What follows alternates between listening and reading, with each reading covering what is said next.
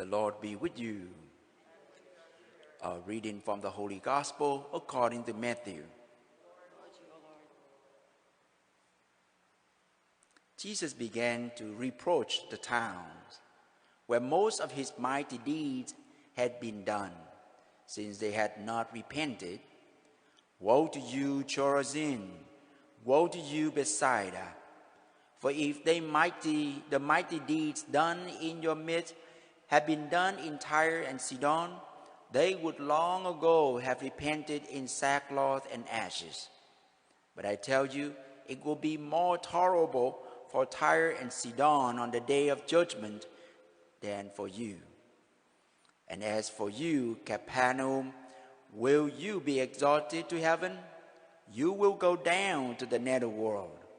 For if the mighty deeds done in your midst had been done in Sodom, it would have remained until this day. But I tell you, it will be more tolerable for the land of Sodom on the day of judgment than for you. The Gospel, the good news of the Lord. Praise to you, Lord Jesus Christ. And now you say, why is the good news only condemnation? The good news here is what we experience today is not the end of our life. The good news is at the last judgment, everything will be reviewed. Sometimes we compete ourselves here on earth, see who's the greatest, who's the winner, who's the champion. We brag about it, and we keep counting our good deeds, and then we didn't know what's hidden behind us. Today, the gospel gives us the red flags, 3 red flags in our life. The red flags, I call that sin. The first sin is called the sin of privileges. Now, we heard privileges these days, but sometimes those who have privilege don't know that he or she has a privilege. That's the problem. But we have a lot of privileges in our society, in our life.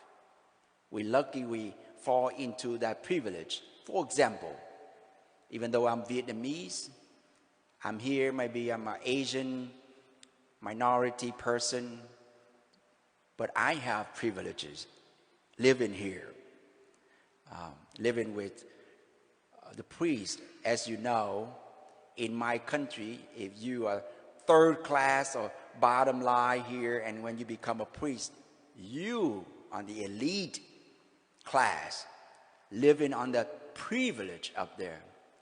As an American going back home to Vietnam, boy, they treat me like king because they think American people have a lot of money. Oh yeah, they treat like special guest. So think a little bit. We have a lot of privileges in our life. Sometimes don't look up too much. Look down and see how many people underneath us. And most of the time, I know some of us maybe don't see that we live in a privileged life, but a lot of times, I have to tell you this, homeless people in this country still richer and better off than the people in the third world country.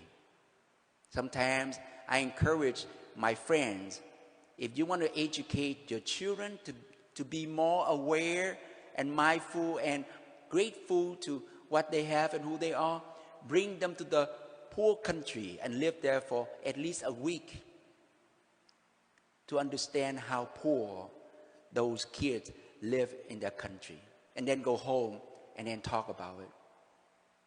The second sin of red flags that we need to be aware of is the sin of indifference.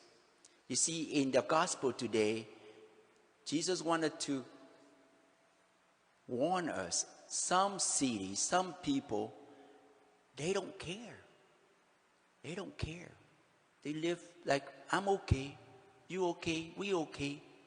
We don't make any changes. We're going through the routine and we don't ask big questions any longer. Today we have to ask a big question.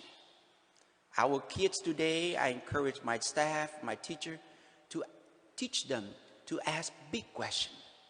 Because big questions will help us to think bigger beyond ourselves. So I met the lady last Sunday, and she used to work here and came here, and we met her again and say, are you a good, dangerous Catholic? She says, what do you mean? Yeah, I know you're a Catholic. Are you a dangerous Catholic? Means that, do you dare to go out there and even evangelize people today? Bring people to God. So can't just live your life and then I'm done. I'm going to heaven. I told her, yes, you go to heaven. How about your children and your younger generation? Will they go heaven with you? So that's the second sin, the sin of indifference. The third one is called the sin of doing nothing. Doing nothing. So today, in the Bible today, same thing. The people do nothing. Do nothing. And that is a sin. They call the sin of remission. A lot of time we go to confession and say, all the sin and the sin I might forget. The sins that I don't do.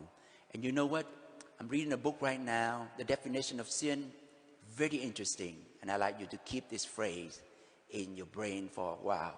Sin is in the failure to bother to love. Again, one more time. Sin is in the failure to bother to love. To love God, to love one another, and to love ourselves. Sin is in the failure to bother to love.